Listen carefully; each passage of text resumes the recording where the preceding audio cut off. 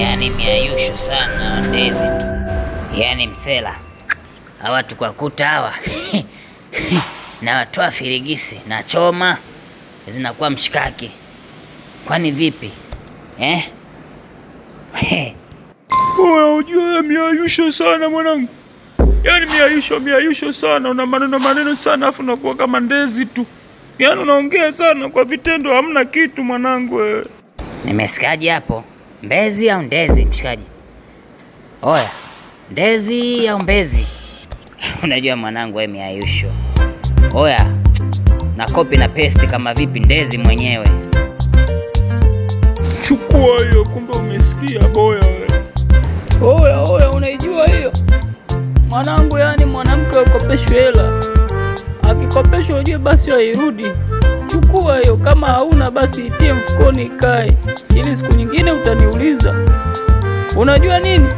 Kila ndugu sio ndugu yako. Sawa Umenielewa ninachokiongea wewe boya? na nikwambie kitu, tabia za ndugu zako wengine utajua baada ya kifo cha baba yako. Cha tatu, kila ndugu sio ndugu yako. Wengine wazazi wako hawajakuhimiza uende kuwasalimia mshikaji, au sio?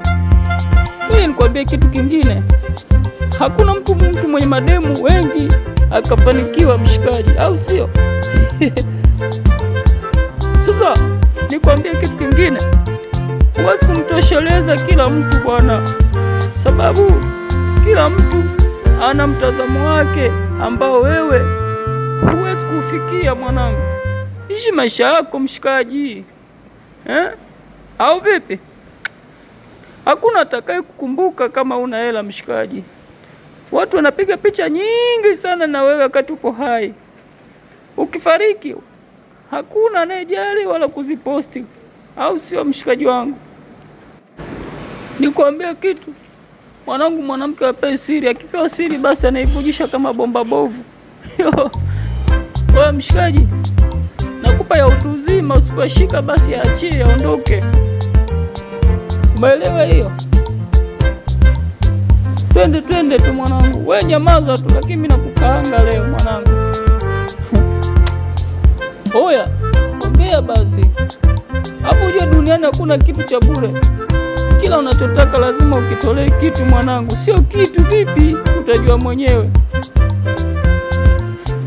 Imeisha hiyo mwanangu. Mwenye masikio asikia, asiyesikia basi ndio hivyo tena, imeisha hiyo.